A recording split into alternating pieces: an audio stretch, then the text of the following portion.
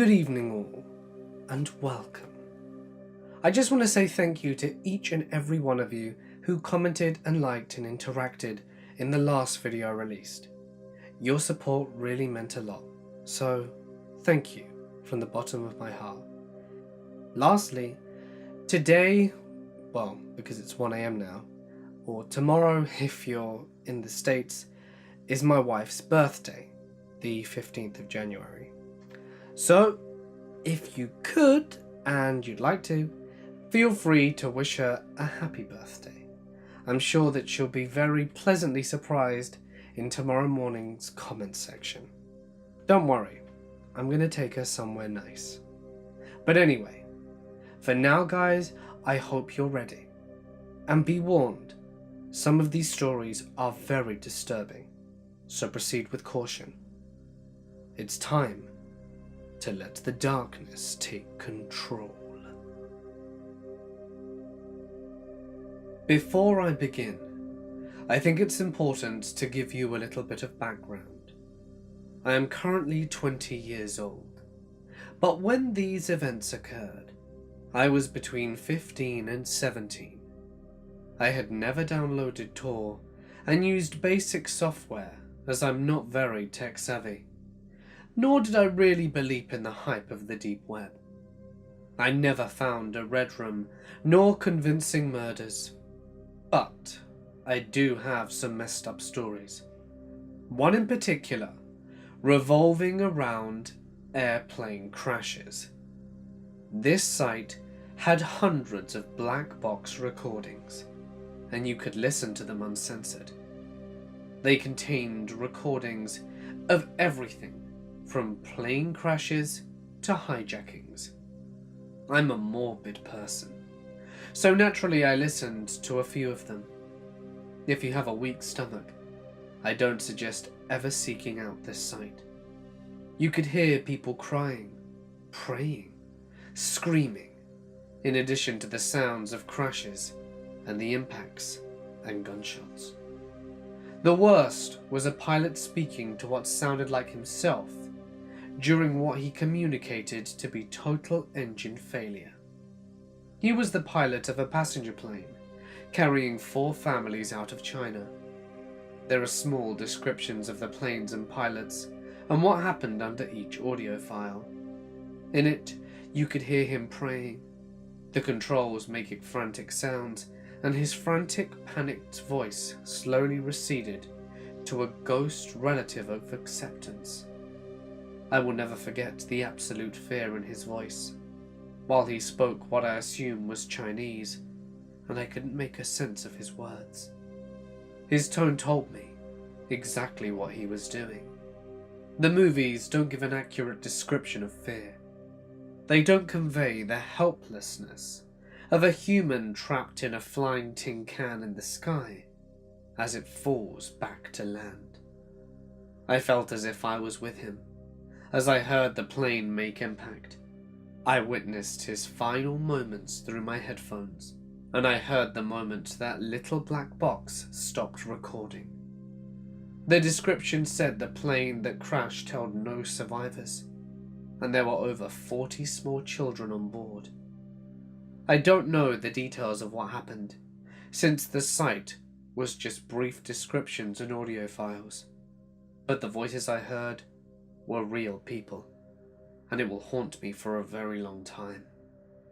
This was fairly tame compared to what I found next. Human trafficking, the cattle ranch. Cliché, I know.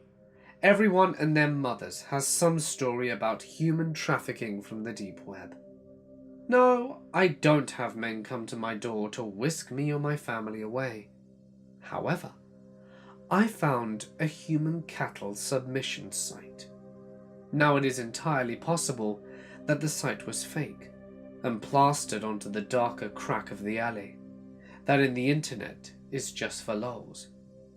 But by no means am I here to tell you that everything I saw was 100% real life sites with bogeymen up to no good. But as far as creep factor, it was pretty high. Someone was sick enough in their heads to make the site and pay to keep it. Now upon clicking the link, you are brought to a large, red flashing 1999-esque text reading, "Welcome to the ranch." And just below you could browse the cattle. Images of women looking from ages 16 to 45 with brief descriptions of what they were used for. They only had their first names displayed, and besides the name was voluntary or involuntary.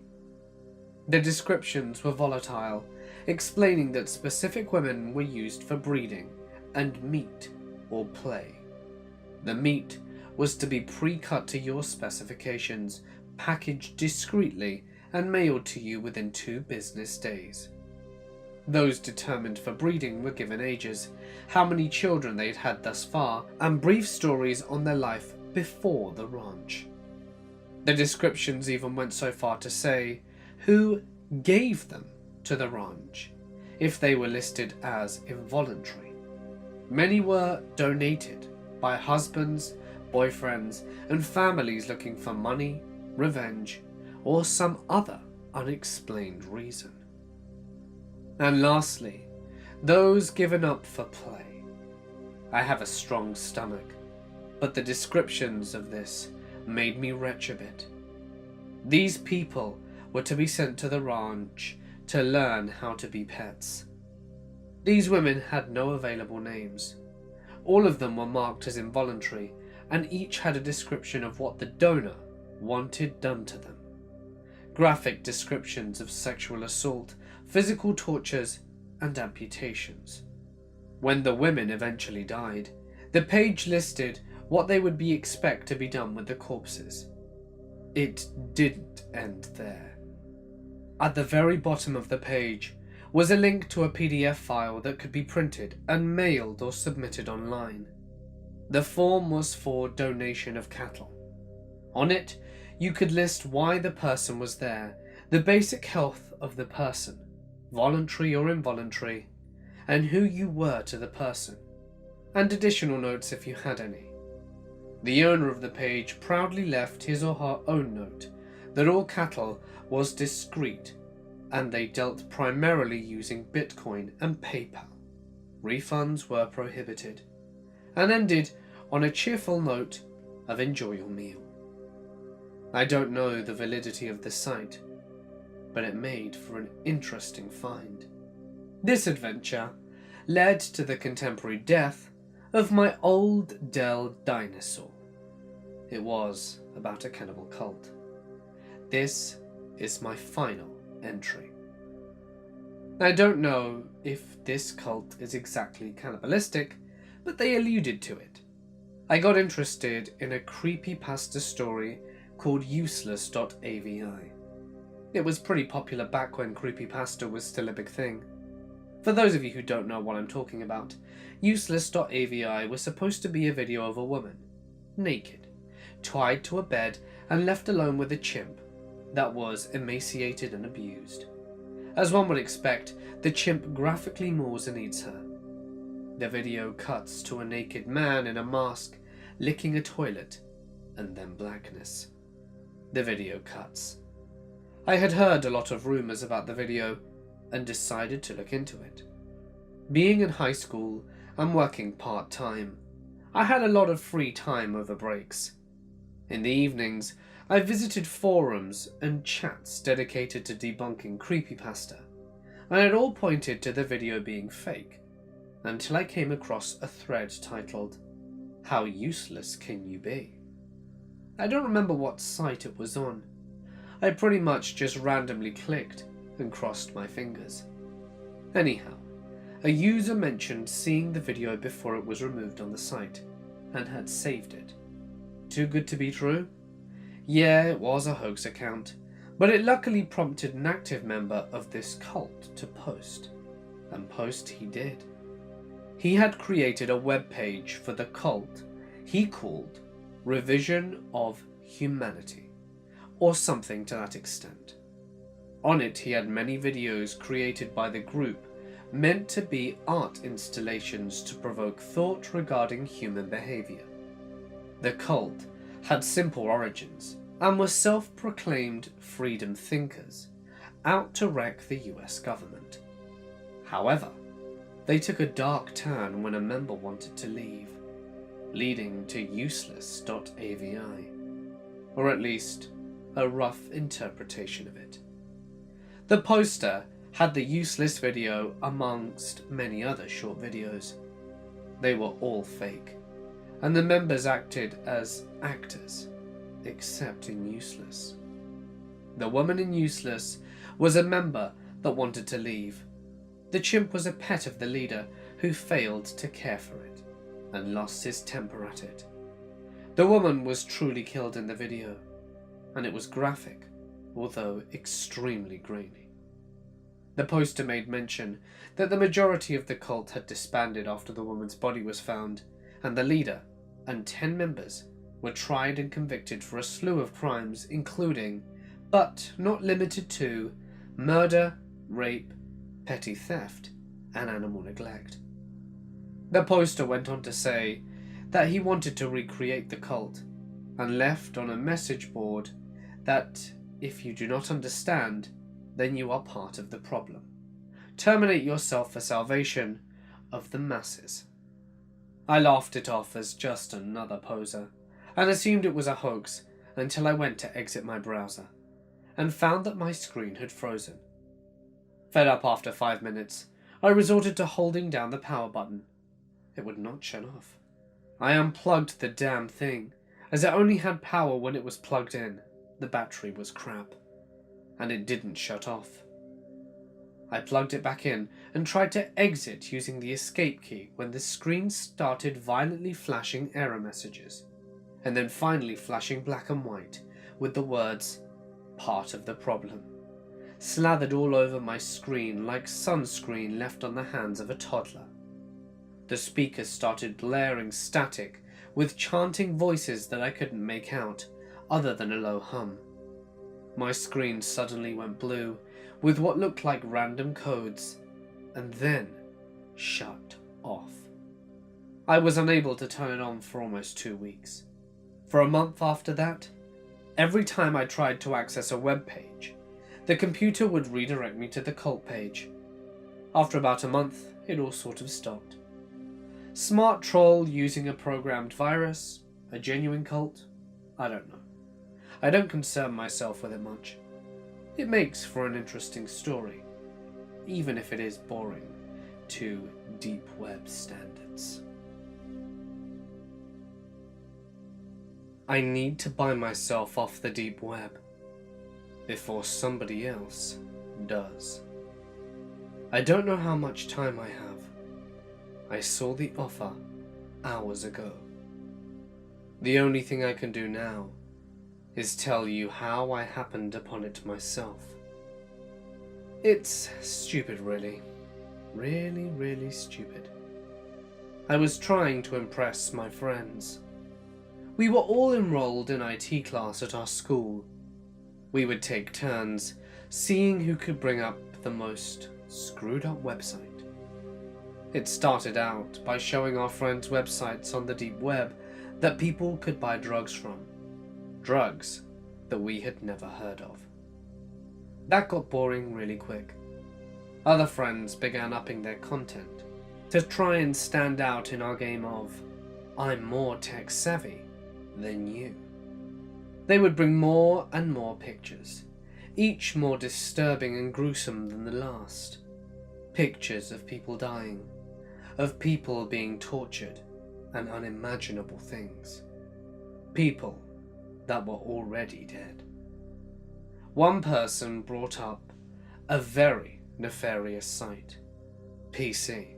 Instead of people saying exactly how screwed up this was, and how this should all stop, and how this should have never have begun in the first place, and how stupid it was, and how much danger we were all in, they congratulated her, gave her a pat on the back, and asked her how she could even sit down properly in a computer chair because of how big her balls were. I felt like puking.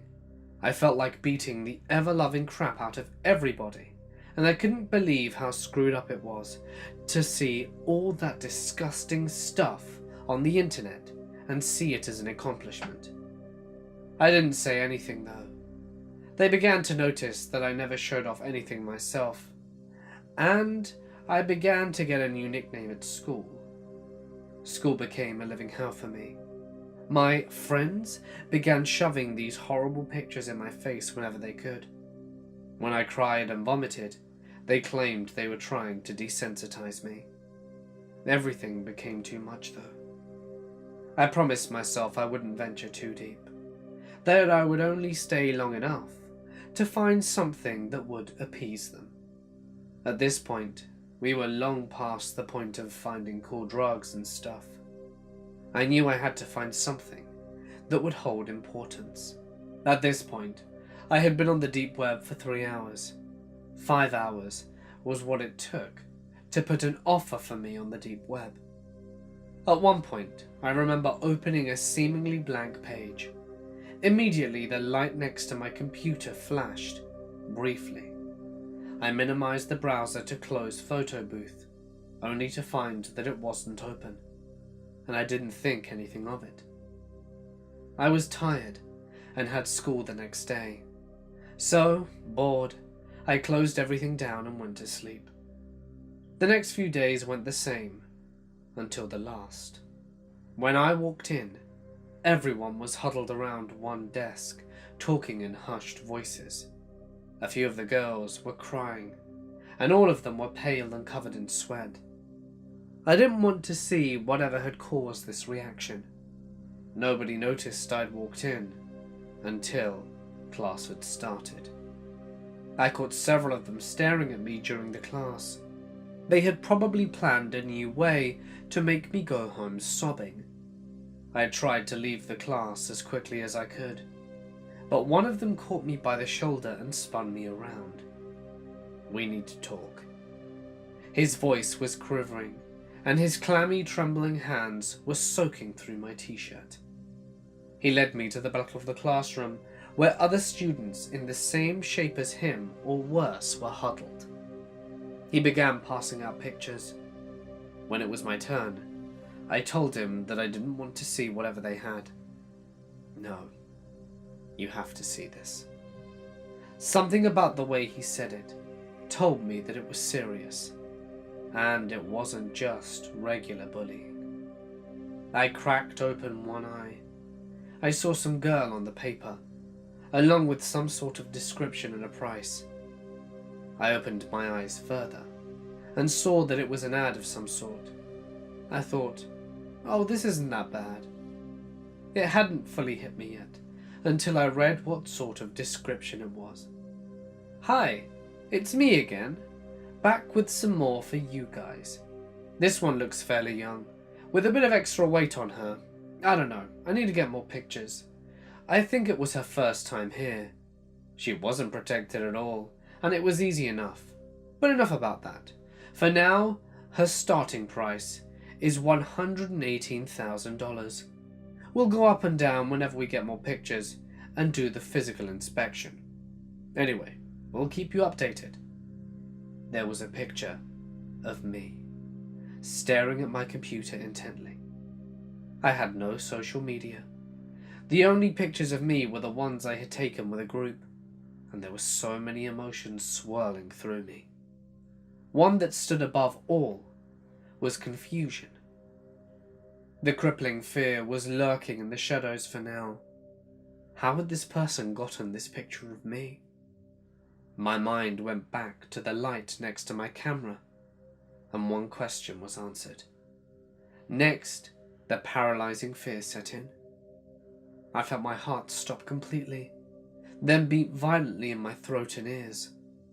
My stomach dropped. My eyes searched furiously over the paper for any information about me. I felt relief at the fact that my full name, along with my address, weren't there. That all came crashing down when I realized that the person who had posted the ad had these, but chose not to put them in the description in case anyone were to grab me without paying. I knew without a doubt that the others were going to be sold too. I passed out. I woke up in the nurse's office, who told me I had a fever, and my mother picked me up and took me home. I went straight into my room and locked the door. I haven't touched my PC ever since. I put tape over my phone camera, even though I know my efforts are futile. Everything I hear now is someone out to get me. The only sick thing that comforts me every now and then is that the people that made me do this are going to be sold quicker than me. I don't know what I was thinking really. I had been drinking with friends and got home drunk. I decided to open Tor, and one link led to another. I ended up on a marketplace website that was selling all sorts of shady stuff. I could buy my own weight in cocaine if I saw fit, and had the money. Though something else caught my interest. A posting said, "Mystery box, made to order, $2.50. I read the description, which listed what it could contain. A brand new iPad. That was it. That was the thing that made me send the $250 worth of Bitcoin to some random guy in some random place on the internet. I had vague memories of sloppy messagings to the seller, and I really wanted that iPad. Oh God, I remember sending them an extra $50 to sweeten the deal. What a moron. When I woke, my head hurt. I had a full-blown migraine. It wasn't until I had breakfast, showered, and opened my laptop that I remembered. My heart sunk. I didn't have money to waste on shit like that. But I did. I clicked the button to message the seller to tell them I changed my mind, but nothing happened. I refreshed the page, and as you can imagine, the listing wasn't found. Now, I didn't think myself to be an idiot. I wouldn't fall for some 411 scams. I know no Nigerian prince wants to send me money. But drunk me? He's a bit questionable. I checked my Bitcoin account to see it tell me that I was out of untraceable money. I swear I had at least $750 in there. If you take the exchange rate of the day, with the way it fluctuates, it may have been only $300. I was depressed for the rest of the day. I promised myself I wouldn't do anything like that again. But then drunk me is a real, well, you know. Weeks passed, and I completely forgot about it, to be honest. And I didn't want to remember how stupid I had been. Today, though, I did remember. I walked downstairs to see a large brown box on the kitchen table, addressed to me. My dad must have received it from the mailman when he was getting ready for work. I stared at it, shocked to see that it had actually arrived. I picked it up. The weight was lopsided, but it was heavy. That was a good sign. At least it wasn't filled with packaging chips. I pulled off the tape and opened it up to reveal a lot of packaging chips, and I chuckled to myself before plunging my hand in. I pulled out an anonymous red sweater. I held it to my face. It smelt of perfume. It was used. I was slightly disgusted, but what did I expect from the dark web? I placed it on the table next to me. The next item was a set of keys. I examined them and wondered why on earth that was part of this parcel. It was literally like the guy just shoved some random things into a box and sent it. I was beginning to feel ripped off. I placed my hand in again and pulled out a small bag with a note attached. I knew what it was before I read it, and I was excited. A little thing to make the time pass more calmly, written in Sharpie. It was a good amount of weed. I'd never bought drugs off the internet, and I opened the bag to see it was the real deal, and that strong, smelly, skunky stuff rose up. I took a deep breath and sighed. I'd say it was about $70 worth, give or take, and I pushed it into my back pocket, worried that my mom would be up any minute and catch me. I was intrigued to see what was remaining. Maybe I'd make my money back. The next item was a small wooden box. I opened it to see a few pieces of silver jewellery, and I checked each one, having no idea if it was worth anything. There were 2 necklaces and 2 rings. I wondered if these were stolen or bought from a pawn shop. I placed it next to the red top. The next was another baggie, with another note written in Sharpie. "You'll need these, trust me, winky face." I was a little anxious when I read the note, and saw a small box of Xanax inside. Why did I need anxiety medication? I was not one to dabble in prescription drugs. Weed a little, and mushrooms was all I needed. I knew some friends who'd pay pretty good money for that. I had no idea how much they were worth though. I looked it up later. I assumed $50, so that was about $130 so far. And to be fair, for something off the dark web, if I only lost around half my money, I should count myself lucky. I fished around in the box again, and couldn't feel anything else. I picked it up to feel if it was still heavy, and placed it down and stood up.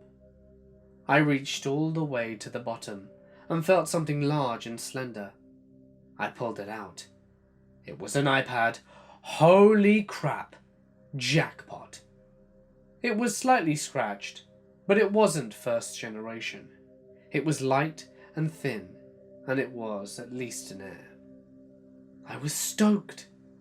It was at that point that my mother popped her head around the corner. "Hey honey, did you get a package?" "Yeah," I said, suddenly aware I could smell the weed in my back pocket. "Hey, you found my sweater," she said, delighted. "Where was it?" Was all I mustered. She picked it up, and unconsciously the keys too. She walked away. I sighed, worried she'd smelled the drugs. "What's that?" she said, turning. "I'm holding it for a friend," I said without thinking. "What?" she said, not paying attention. "What's my jewellery box doing down here?" I stared at my mum, slack-jawed. She picked it up and opened it, studying if anything was missing. "Well, answer me," she demanded. "It was in the package," I said honestly. "Don't bullshit me. Were you going to sell this?" "No, I promise. Just wait until your dad gets home." "Jesus, Darren. I swear, this is not your stuff. It was in my package. I bought it off the net." "You expect me to believe you bought my exact top and jewellery box off the internet? Why in God's blazes would you do that?" "It was a mystery box. It could have contained anything." "You come up with such garbage sometimes.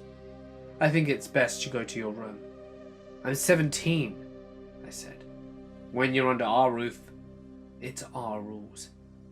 I picked up the iPad and went upstairs. I laid on my bed and turned the device on. I was surprised to see it still had power. A few non-standard apps appeared on the desktop as I swiped to unlock. Nothing of interest though. I checked the email program to see that it was blank. I was worried it was stolen. I knew I couldn't keep it if there were any personal data there. I checked the Photos app. There were about a dozen. I tapped the first. It was a low-light shot of a street.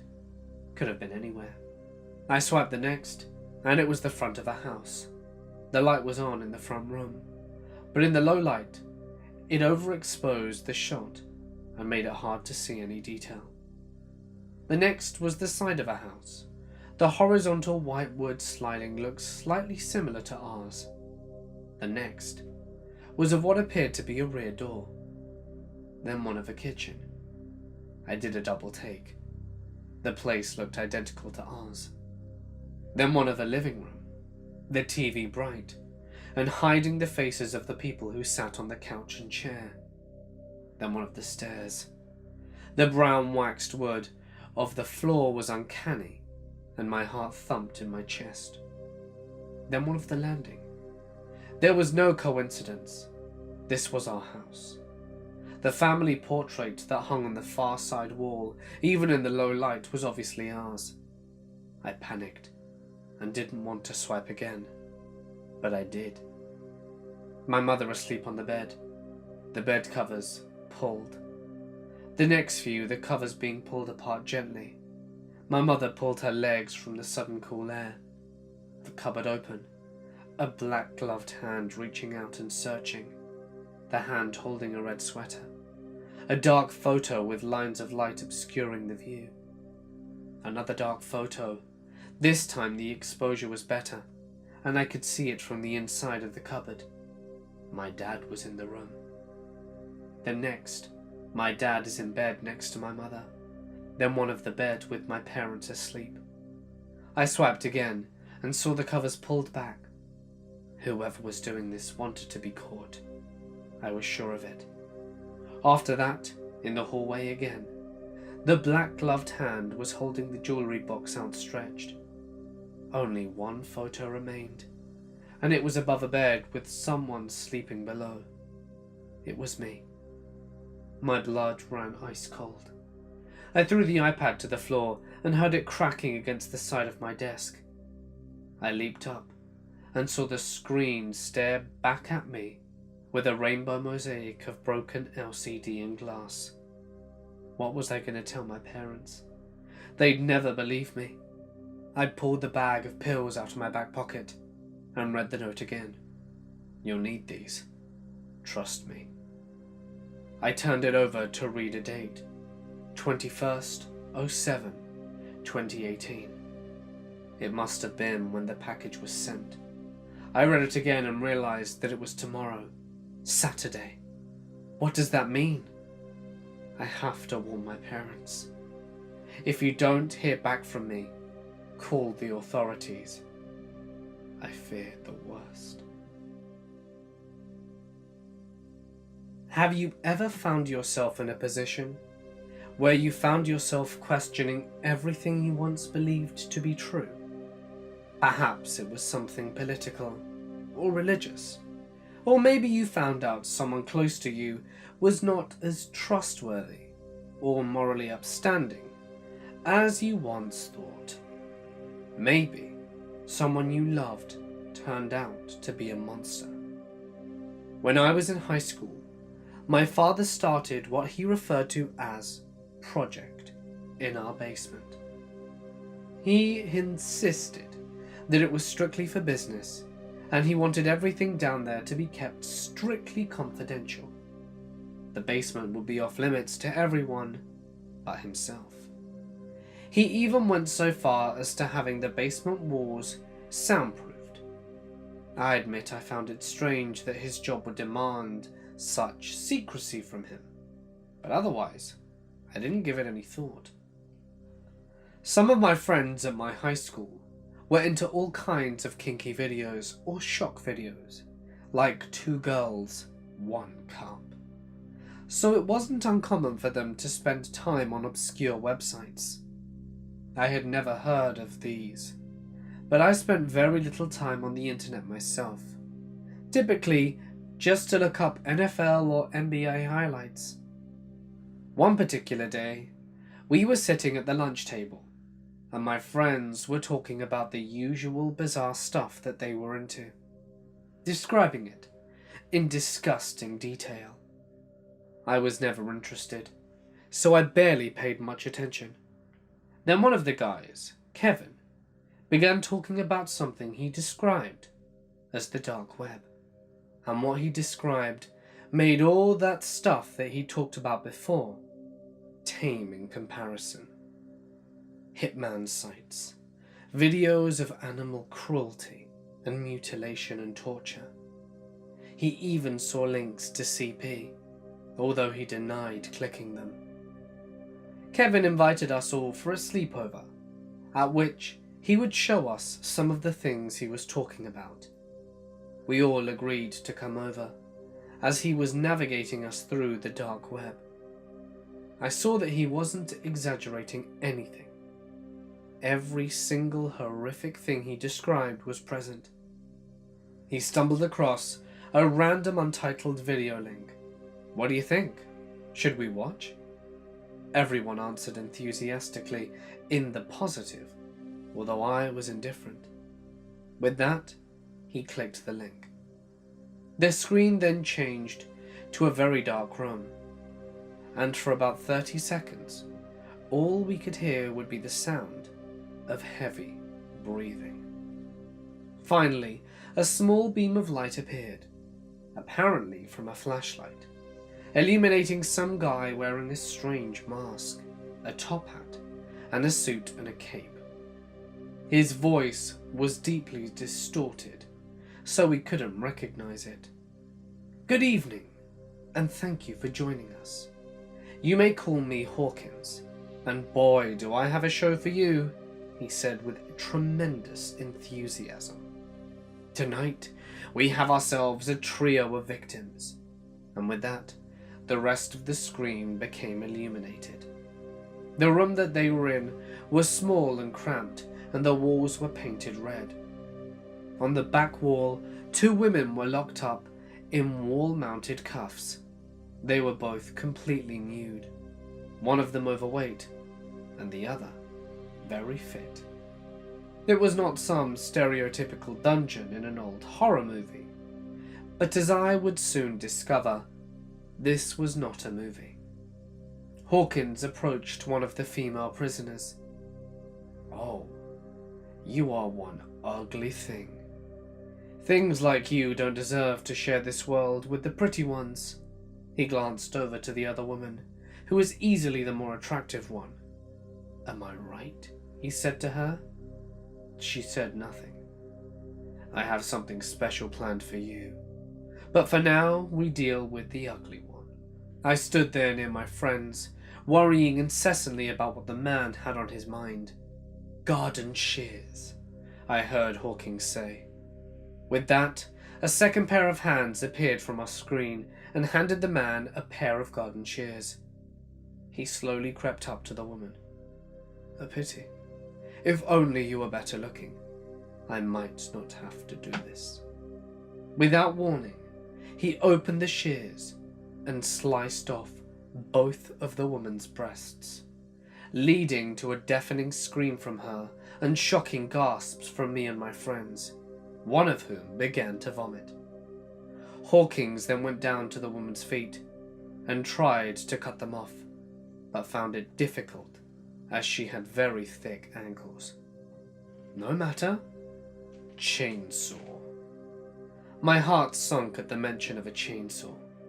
I heard him rev up the thing and slowly cut into the woman's ankles once again, leading to a more prolonged screaming and tears streaming down her face.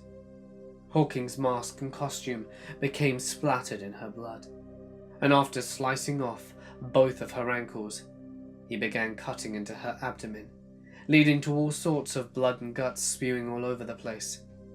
At that point, one of my friends passed out from the shock. "I'll leave you to bleed to death. But as for you," he said, moving towards the second woman.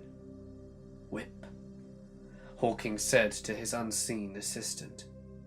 He received the whip and walked up to the woman and proceeded to give her a number of brutal lashings. It was at this point where Kevin typed in the message box, "What is your problem? The police will hear about this." Hawkins was about to unzip his pants when the assistant spoke up. "Hey boss, check the message." Hawkins kicked the woman in the gut before coming over to the camera. "Oh, a tough guy, eh? Gonna call the police on me, huh, Kevin?" And with that, we all gasped in horror as the crazy masked man mentioned my friend's name. "No matter. I have all the information I need on you. Looks like I'll be seeing you soon enough. Now if you'll excuse me, I have business to attend to." It was here when Kevin shut off the computer. My other friends bailed, but I chose to stay with him the night, even though I was equally scared out of my wits. Fortunately, nothing happened, but Kevin didn't get any sleep at all. A couple of weeks passed, and it appeared that what had taken place had blown over. until one Friday night, I was watching the news when I heard a report of a mass homicide nearby. I was horrified when I saw the reporter standing outside what I recognized as Kevin's house. Kevin was reported as missing while his parents and siblings were brutally murdered. My God, they got him. During the night, I woke up to use the restroom. As I walked out, I saw my father coming up the stairs, looking like he had just finished yard work, as his clothing was covered in dirt. "Dad, it's 1 a.m. What are you doing?" I asked. "Fixing a busted sprinkler." "At 1 a.m.? "Why not? Is there some rule that says I can't?" he said sarcastically. "Whatever, Dad." I went back to bed and thought nothing of it. That was until next afternoon. My dad was out running some errands when I decided I was going to be a naughty little boy. I was going down to head into the basement to see what all the secrecy was about. I didn't usually have a rebellious streak, but after what had happened, I was definitely feeling curious as to what was down there. I flipped the light switch on, and so far didn't see anything out of the ordinary. It didn't really look any different from the last time I saw it. Then I looked behind the staircase and noticed something which hadn't been there before. A door. My curiosity got the better of me. I opened the door and a light turned on automatically. What I saw caused me to freeze in terror. The door led to a room with red painted walls and wall-mounted cufflinks, just like the ones in the awful live stream weeks earlier. In a corner lay the blood-stained garden shears, and a chainsaw as well as the whip.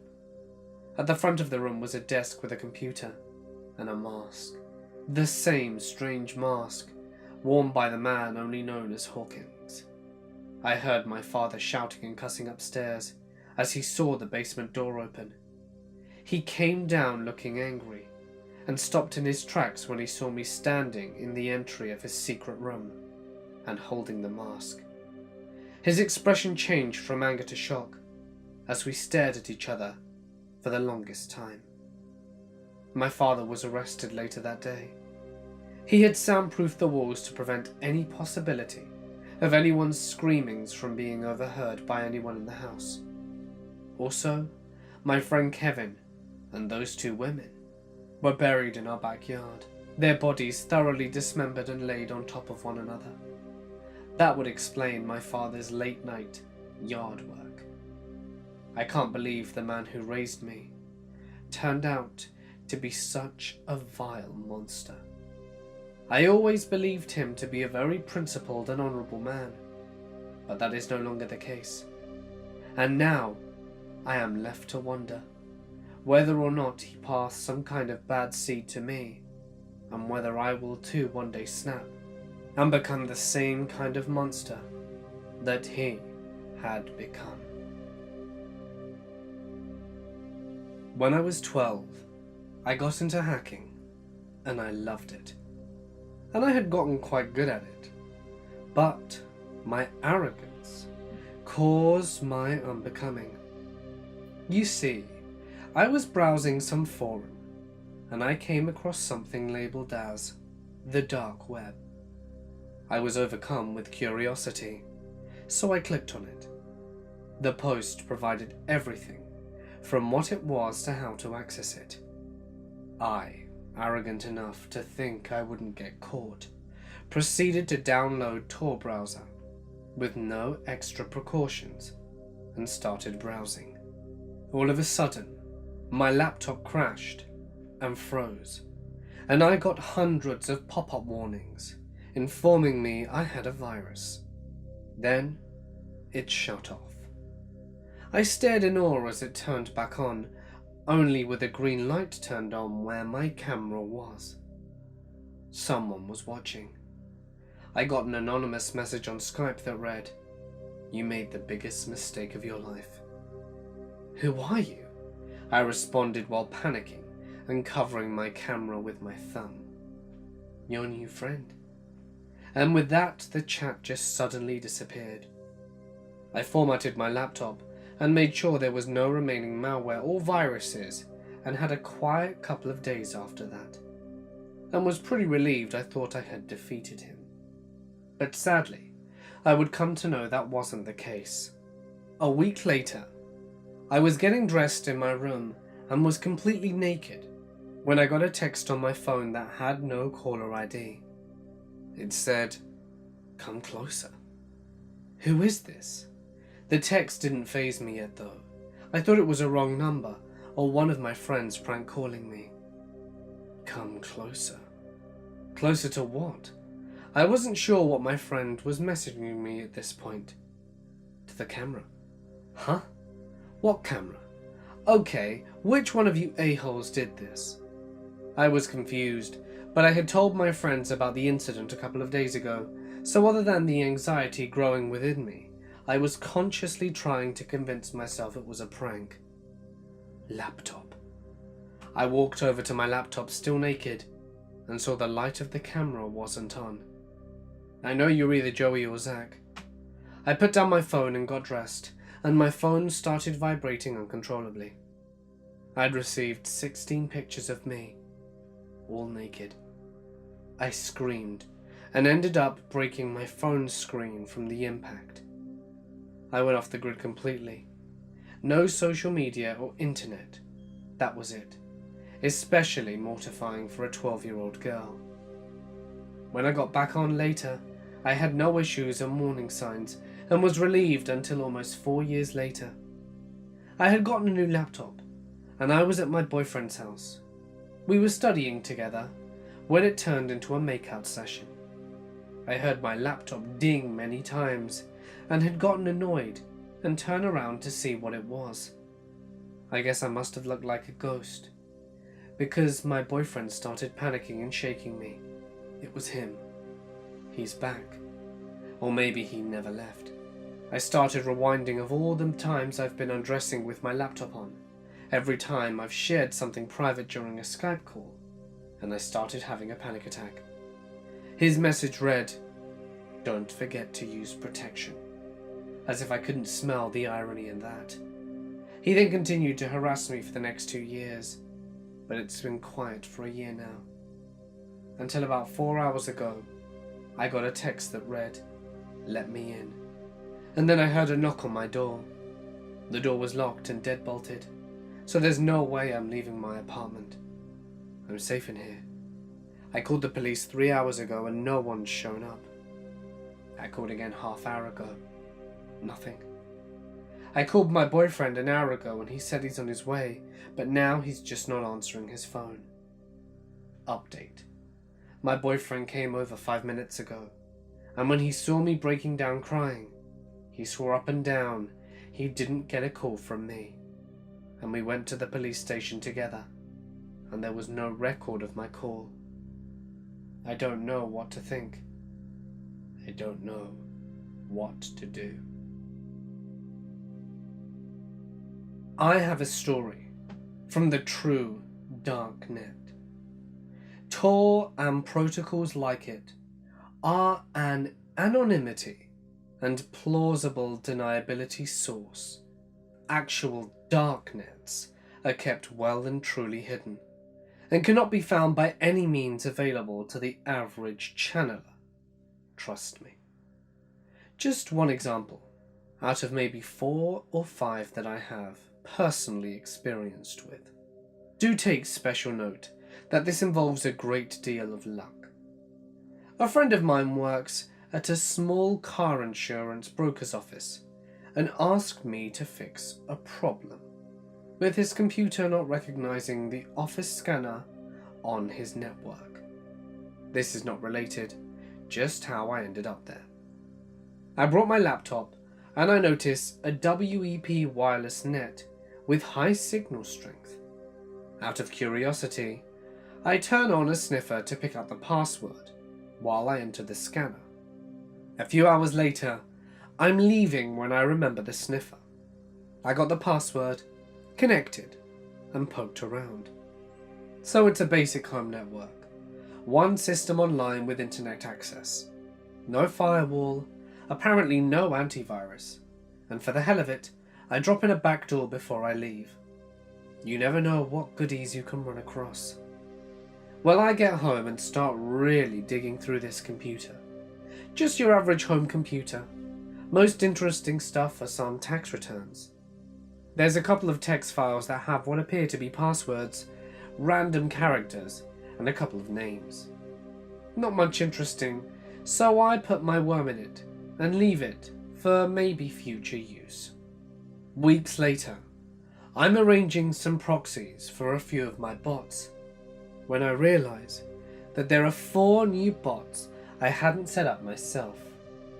What I figured later is that the owner of that WEP machine, my friend's boss, had taken a file from it on a floppy, which my worm happily infected, which then spread to a few more machines he used. This is where the interesting stuff began. 2 of those machines had internet access, of course, but they had apparently never been used to actually access the internet. They both ran Windows 98, completely unpatched. They apparently had internet access only because they were physically networked with other machines that were used for internet access. Each one of these machines had about 3 terabytes of storage.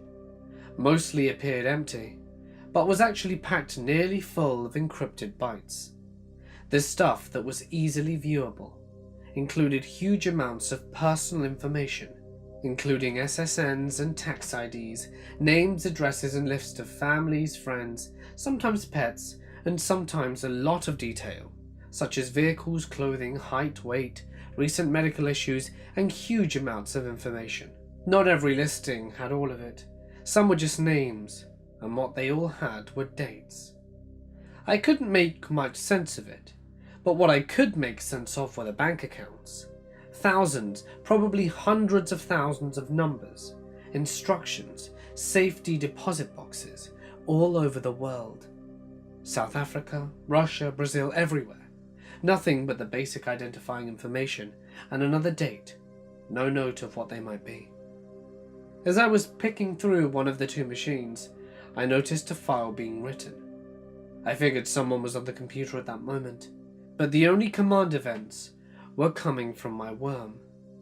Nobody was using a mouse or keyboard, so then I figured it was an automated system process, and I watched what it was doing for a minute. Then I realized the computer was communicating on another network that wasn't a protocol I recognized. Because I knew when it started writing and when it stopped, I was able to transcribe the entire file, which was about 78 megs. I assumed it was one file and not a chunk of something else, and I was right. It was still encrypted, but it turned out to be fairly simple. Since it was one file, I had a few educated guesses about what a file size it was, and my first was right.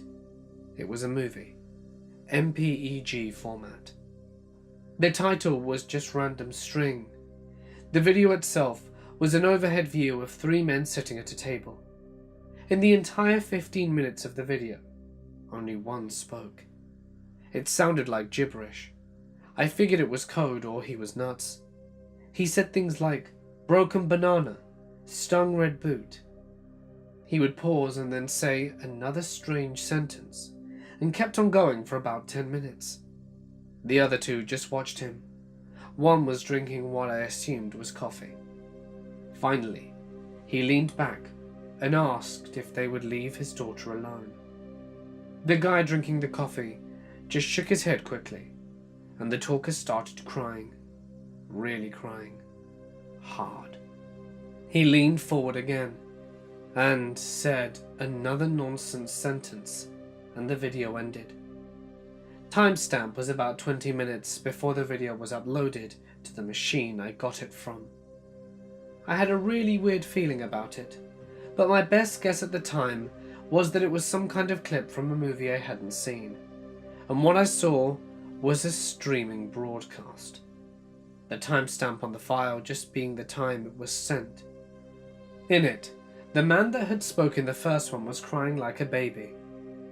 He had apparently done unspeakable things with what appeared to be the corpse of a young girl, with her throat cut and blood all over the table, the same one the 3 men had been sitting at in the first video.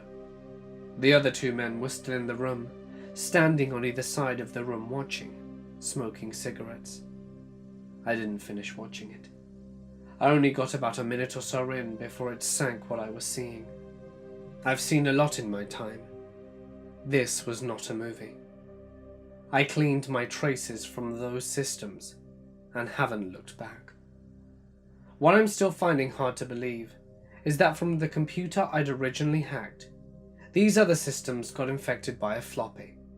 As near as I can tell, the 2 storage computers were on opposite sides of the globe, one in LA and one in Beijing. The WEP computer I found in Dallas, and 2 of the other infected computers were in Winnipeg, as far as I know. My friend's boss had not left the country. His brother-in-law had been visiting at the time though. I started doing it on a whim. My brother has an unhealthy obsession with online vloggers. I can barely go a day without him linking me to a video of someone taking part in some sort of challenge or performing some social experiment. So when the whole deep web mystery box trend started, I was one of the first to know. My brother must have sent me dozens of videos of annoying preteens opening up boxes filled with junk that they tried to pass off as creepy and sinister. When my brother asked me for my opinion, I told him that it combined all the boredom of an unboxing video with all the stupidity of the Tide Pod challenge. I added that most of them were probably making the boxes themselves. Even I could do it. And that's when the wheels started turning. A quick search confirmed that this was a growing trend, with hundreds of people claiming to have opened up boxes containing everything from drugs to murder weapons to mysterious flash drives. Some vloggers even claimed that they had spent thousands of dollars on a single mystery box. Those were obviously fake. But what about the rest? Were there really people out there who would spend at least $100 for the chance to go viral? I bet they would. And unfortunately I was right. Putting the boxes together was easier than expected. I had some cardboard boxes stuffed in my closet that turned out to be the perfect size for the job. Some rusty screwdrivers proved perfect as my murder weapons. My desk drawer offered a surplus of random old flash drives that I made mystery box ready by filling them with many creepy videos which I downloaded. Finally, some expired sinus tablets provided me with some mysterious deep web drugs once I had peeled off the labels. Getting the website set up on the deep web was a little harder, but you can find an online tutorial for anything these days. By the time I was ready to go to bed, I was the proud owner of the Emporium of Mysteries. For $50 worth of Bitcoin, anyone could be the proud owner of a mystery box. Sure, the site looked like it had come straight out of the early 90s, but it was good enough.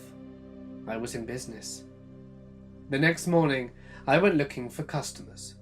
Fortunately, my brother's messages had made me very familiar with the online vlogging community, and I messaged a few of the smaller channels with some burner accounts that I made, and left a few comments on the latest videos.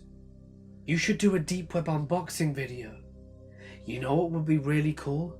Unboxing something from the deep web. I bet you'd get millions of views. I heard about this new place on the deep web called Emporium of Mysteries. They sell mystery boxes there. You should check them out.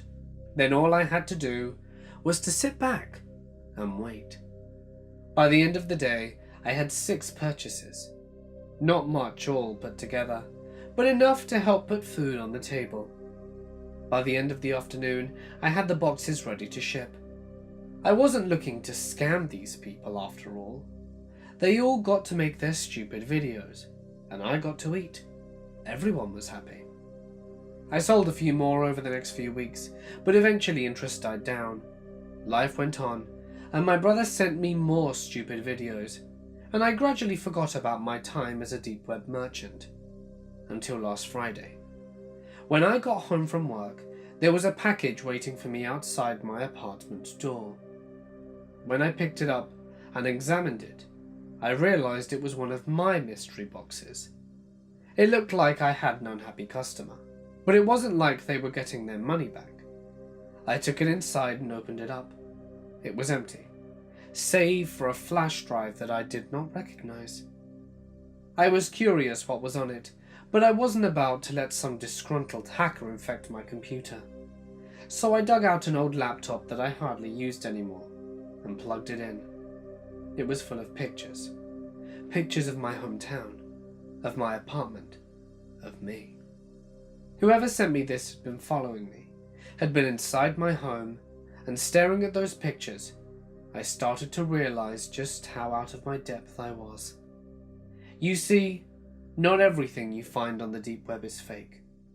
There are some people out there who do sell real mystery boxes, and they are tired of scammers like me taking away from their profits. Thankfully, they are also very generous people and want to give me a second chance. So I'm pleased to announce the Emporium of Mysteries is under new management. Now, for the same low price, you will receive a genuine mystery box. It will include a special tool from my new partner's personal collection, along with a video instructing you of how to use it, co-starring myself. The body part or organ extracted during the video will also be included as a special memento. Supplies are limited, so search us on the deep web as soon as possible. We look forward to your business. The dark web ruined my life. I only went on because I knew my uncle used to. He's really good with computers, so I guess I got my skill with technology from him. I'm not going to say how I got on there, because I don't want to make it easier for others to make the same mistake I did. Anyway, after a little while of looking around, I found a link titled Hypnotizing Scenery. I don't know what compelled me to click on it. I hadn't planned to click on anything at all. I just wanted to look around a bit, to soothe my curiosity, I suppose. When I clicked on it though, well, it was weird. At first it was just a bunch of normal scenery. Pictures of mountains, old castles, oceans, normal stuff. Then the pictures started changing faster and faster. I couldn't even make it out what the pictures were anymore. I saw a lot of red, maybe blood, on clothes or a mattress. I'm not sure, but it also looked like there were words over the pictures. I couldn't read what they said, but in time the pictures switched again. Suddenly, it ended with a blank screen, with white text that read, "Good luck." I feel like I should mention that this was all about 30 seconds. After it ended, I shut everything down and went to bed. The next morning when I woke up, I had this horrible migraine. It just wouldn't go away. When I went to school, everyone seemed so loud and annoying. This one kid, Anthony in particular, was driving me insane. He kept poking me with his pencil, as he did every day. I'd tell him to stop, but he would just laugh. As he did this, I kept thinking about how great it would be if I could just rip his arm out of his socket, maybe poke him with the pencil in the throat, see how he liked it. I had decided the next time he poked me, I would kill him. 1, 2, 3, 4... Poke. I snapped my head around, got up, and ripped the pencil from his hand so hard he fell out of his chair. I got on top of him and held the pencil to his throat, pressing harder and harder. He was grasping at my arms, trying to get me off him, but I felt stronger than ever. He could manage to push me off, as the trickle of blood began to run down the side of his neck. That's when the principal, vice principal, and 3 janitors managed to pull me off. Suddenly, I heard all the screaming and commotion. All 35 students crowded against the walls in the corner, with the teacher gasping for air, crying and backing up against her desk. My parents came and collected me 20 minutes later. The cops were never called, and I guess the kids' parents decided to not call them and press charges. I'm not sure why. I would have. I was expelled from school, however, and my parents were pretty angry.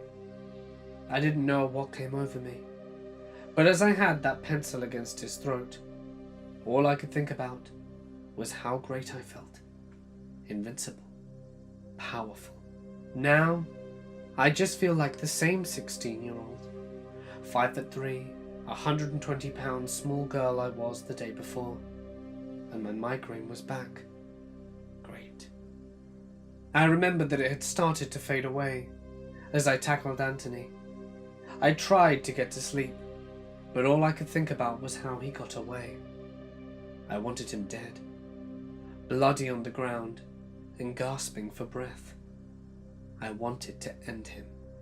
I wanted to be the last thing he saw before he died. I couldn't believe I was thinking this way. I was never violent before, but now it was all I could think about. I didn't care who it was. I just wanted to kill someone. Not just kill them, but torture them. I decided to go back to the page to see if I could find some answers. It was that link that did this to me, turned me into some kind of monster. There it was, hypnotizing scenery. This time when I clicked on it though, it was a list, a set of rules. Number 1, always finish the kill. If you don't, the migraine will worsen quickly and you'll be dead in 4 months. Number 2, take it slow. Don't finish it off too soon, or the migraine will return faster. Number 3, don't be stupid. Don't get caught. And number 4, leave the mark. Something for them to remember me. A small J carved into their forehead. Number 5, you are my creation. I have made you to continue my legacy. Don't fight it. It's not worth it. I'm now 26 years old and have killed a countless number of people. Anthony was my first official kill, only 3 months after the incident, when I couldn't handle the migraines anymore. I don't think that I'm me anymore. My creator will probably see this and might end me, but I wanted to write this as a warning before the monster takes over again. Don't go on the dark web. It isn't worth it. I work for a huge company that helps bring down bad websites on the web. I cannot reveal the name here, but I have been doing this for many years now. A few years ago, I discovered a group of red rooms called the 5 True Red Rooms on the deep web. Now, don't go lurking around trying to find them because you won't. A true red room cannot be accessed through Tor. If you try, you will just set yourself up for getting a shitty virus on your computer. I have been told that they are scams, but rest assured, a few of them are not. It is very hard for an individual who doesn't understand the concept of the 5 true red rooms to try and break in. Let's just say you have to know someone that runs one of them. It cannot be accessed through Tor. You have to know or be lucky enough to get a passcode to be let in. You have to be proven trustworthy. In this case, I gained the trust of someone who helped moderate one. The true red rooms are a series of 5 rooms, sort of like doors. If you can gain access to the first red room, you pay Bitcoin and show that you are serious, and you may get permission to access the second room, and so on. What's in these evil live streams? I'll tell you. Here's the first true red room. I clicked on the first screen. A black box appeared asking for my passcode. I typed it in. It was 4 numbers and a dash in my username. and was giving me access to the site. Permission granted, it said. I was in. I thought it was too easy. On the first page were a bunch of black video boxes with titles. Some of them were videos titled "Watch Me Scare Kara" or "Tiffany Gets Spooked." I clicked on the "Watch Me Scare Kara" first. A man with what seemed to be a cell phone camera is pointing it towards the front door. He is inside a home. It looks like he is hiding behind a door, and I can see the living room furniture. A nice leather love seat and bookshelves are in the room. He is whispering in a foreign language that I cannot understand. He never shows his face. Suddenly the doorknob is turning and I hear keys rattling. A girl in a green nurse's uniform with blonde hair and tan comes in. She is petite looking. She is probably in her 20s. Suddenly, I hear a man's voice scream, "Don't move!" She froze like a deer in headlights, and then screams and drops her keys. A man in all black and a black ski mask is running towards her with a giant hammer. Her arms go up.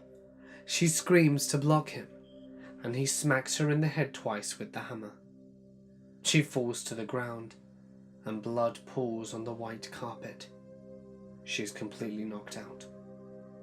The man points to the man who is hiding behind the door and says what sounds like the word "Don't." Both cameras are shut off. If this was real, it was the most disturbing thing I'd ever seen. It did not look fake at all. I didn't know what happened next. I could only imagine. I didn't even want to click on the second video, but I did. The next video is called "Tiffany Gets Spooked." It was even worse. This time the camera zoomed in on what looked to be a park. A woman with brown hair and blue jogging suit is running laps around a track. The foreign-sounding guy is sitting in what appears to be his car, and I can see the cracked windshield. He is wearing black gloves, but never shows his face. He is laughing and talking a little, and the girl is still jogging. I wanted to yell for the poor girl to run away and to get out of the park, and I realized there was nothing I could do. She wouldn't be able to hear me. Suddenly the camera shuts off. I think the video's over, but I was wrong. Very wrong. The video comes back on what looks like night vision. It is green and a little choppy. I can see what looks like a bunch of pine trees around. Then I see what the camera is focusing on. A girl is in what looks like a trunk, and she is trying to scream. Her legs and arms are tied and bound, and her mouth has a gag in it. It looks like the same girl from earlier in the blue jogging suit. She is barefoot. I can only see the black gloves and a hairy-looking arm. It looks like the same guy from the earlier video. He is in all black and is gently brushing her black hair, and the man holding the camera is telling her to calm down in English. She is crying. Then he begins to pull her body out the trunk. Thunk! He bumps her head by accident on the trunk lid. I feel relieved, thinking it's all a joke, and that she will be okay. Suddenly I feel sickened. I can't believe what they're about to do. The man in black with the ski mask lays her on the ground, and she gives up crying and starts screaming. The camera zooms in on her face. The lights go out on her, and all I can see is darkness. The poor girl has lost all hope. I want to cry, and I fight back tears. They began to tie her wrists to the bumper of the car. The cameraman is still there holding the camera. The other man gets the car. I hear the engine roar. They were going to drag her behind it. And with that, the video cuts off. It's not a very debatable topic when people say that the internet has infiltrated practically every aspect of human life. The internet is everywhere, zooming around us, passing through us, teaching us, and more interestingly enough, changing us as beings. Astral projection has been a part of human culture and mythology ever since humans first began living on planet Earth. Different ancient cultures have drawn different pictures of aliens and UFOs on cave walls and all over the planet, independent of each other's stories and myths. Recent developments in certain areas of fringe science tell us that it's possible that alien abductions and astral projection are inseparable experiences. That alien abduction is only possible through an altered state of consciousness, like astral projection. Although most people nowadays, due to the internet, know at least something about what astral projection is, it is still clouded within myth and confusion. How have humans from indigenous tribes to iPad-addicted first graders experienced this phenomenon without hearing stories of it previously? It is very hard to deny that astral projection is anything less than a very real and natural experience. In 1968, Charles T. Tart did an experiment on a woman who claimed to have an out-of-body experience every night when she slept.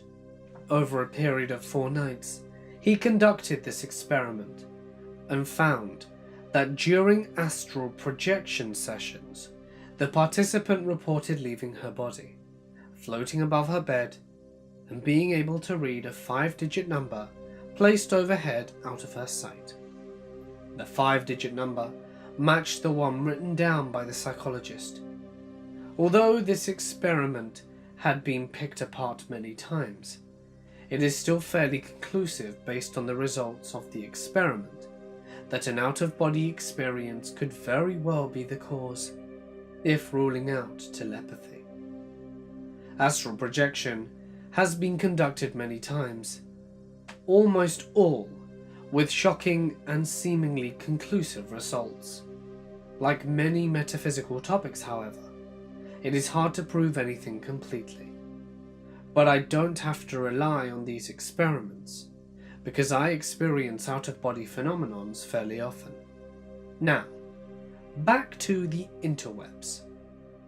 Astral projection is when you lay in your bed and your soul, or astral body, leaves your physical body and is able to explore the world free from physical restraints.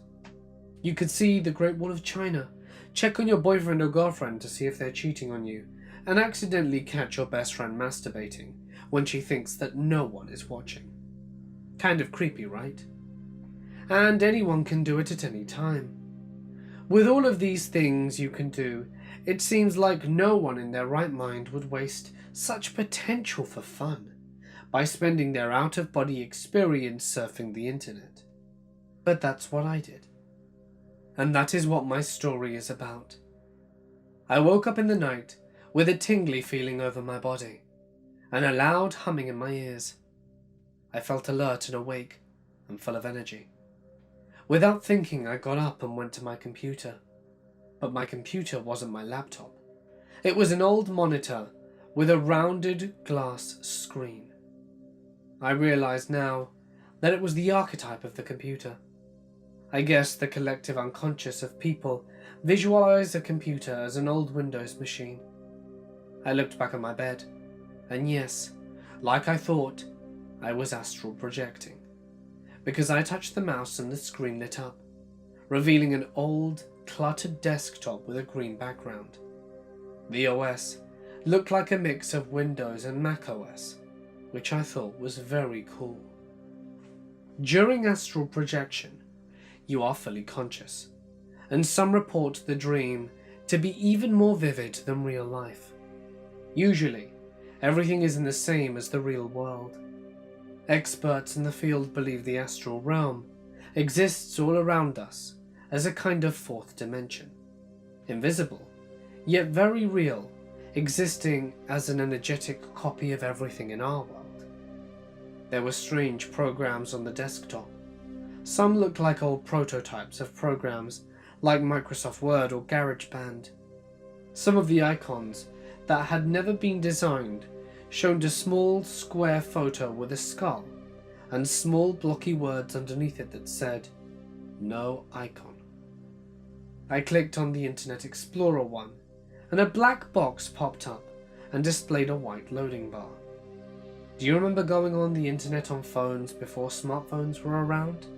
And how all the pages were simplified into blocks of text and images? That's what this looked like. An old cell phone's internet rendering skills. The tail of the mouse pointer dragged for a very long time, leaving a slow streak of white flowing every moment. It seemed like everything in the computer was being played in blurry slow motion and looked very eerie. Everything was black, green and grey. I clicked on the search bar and a list of popular websites came up. I clicked Google and it took me to the page, but the word Google wasn't in colourful letters. It was just black Helvetica that said Google very plainly. I clicked on the search bar and it flashed black and nothing happened. I tried to type and no letters appeared, so I went to the above search bar and tried to type again. Nothing happened. So I guess you can't type anything in Astral Google. It kind of blocks you for some reason.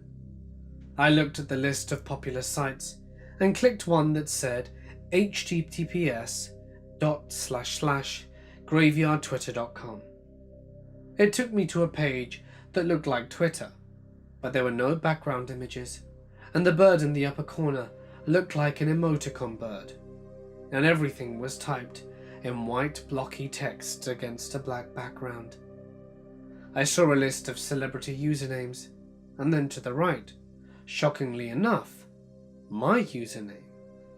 I clicked it, and it brought me to my Twitter page, but my profile photo was a very low resolution image of an eye. Very strange, very creepy. The eye was looking straight at me.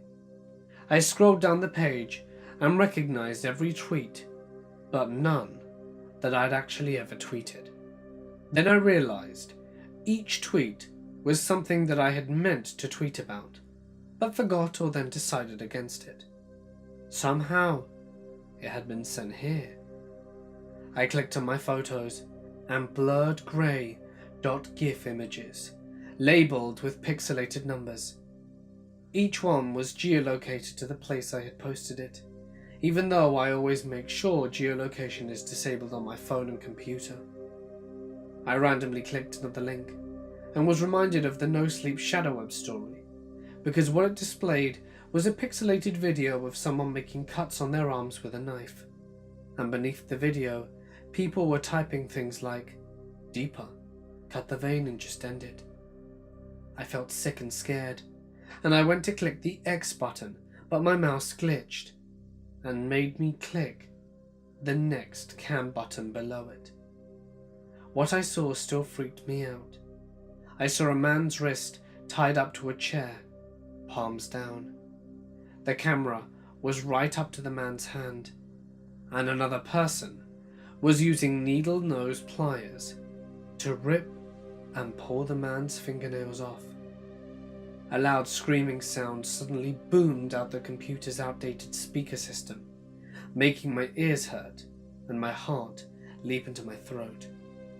My blood pressure was sky high, and the man on the screen continued to pull the fingernails back.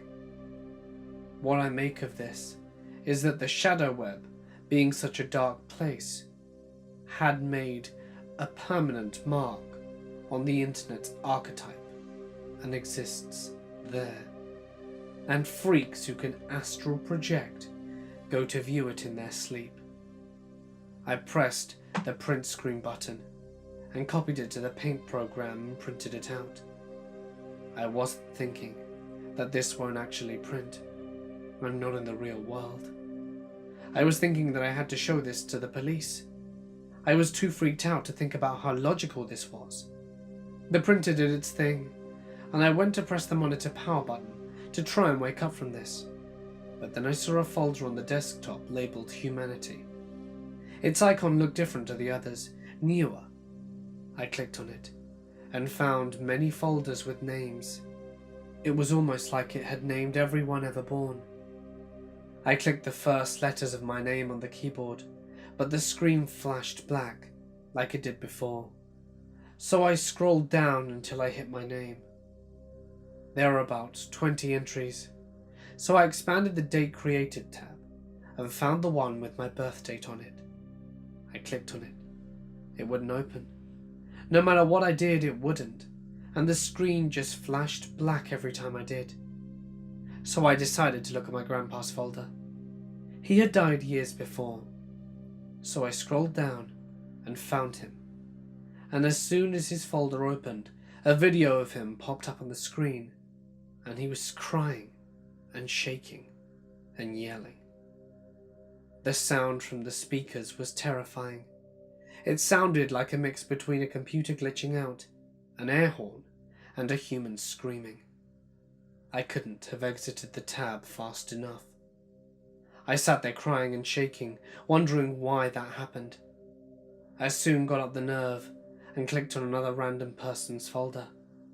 All it showed was a picture, as if taken from their webcam, of them calmly surfing the web. In the folder there was a text file, and when I opened it, it had info about them, where they were born and when, and under death, there was nothing. I decided to see what would happen if I clicked on someone else who was already dead, so I put in Albert Einstein's name, and immediately, a video of Albert Einstein himself screaming and shaking violently with his eyes bulging out of his head and his mouth wide open came up. I closed it quietly and realized that everyone who was dead had a .mov file in their folder instead of a picture. For some reason, an image I had seen on Tumblr popped in my mind. It was a picture that said, "What would the world look like if we could see internet and radio transmission waves?" or something like that. And there was grey fuzz lines through everything. And somehow, I made the connection that because of the waves from Wi-Fi and radio and cell phones, when we die, they surround and torture us because they penetrate the astral world as well as the physical one. I turned off the monitor and buried my head in my hands and told myself to wake up. And suddenly I did, in my own bed. It was about 3 in the morning. I was shaking all over, and my mouth had that all too familiar watery feeling taste, and I immediately vomited all over my blankets. I was scared walking through my house. I felt like something was there with me, and everything I saw was racing through my head. I didn't sleep at night, and the buzzing and screaming sounds were all I could hear. The thing that horrifies me the most is that the next morning I saw a piece of paper face down in the printer. I picked it up. It was the photo I printed, only completely grey with faint lines running through it, and my laptop computer was extremely hot. I truly believe in astral projection now, and ever since I've been researching it like crazy. Most of the time I'm too afraid to sleep, because I don't want to astral project again. I don't know what caused me to think that radio waves and Wi-Fi can actually torment our souls when we die. But every time I see a cell phone, I imagine data waves floating out of it. And what if it's true? Why would everyone who had died been screaming? With everything good the internet has brought us, I keep thinking, what if there's something darker about it? Something evil about it on the metaphysical level? What if humans were never meant to get this far technologically? What if we were never meant to get this advanced? I never want to astral project again. Hey guys, it's Mort here, and thank you so much for listening. An hour and 45 minutes raw audio. I was very impressed.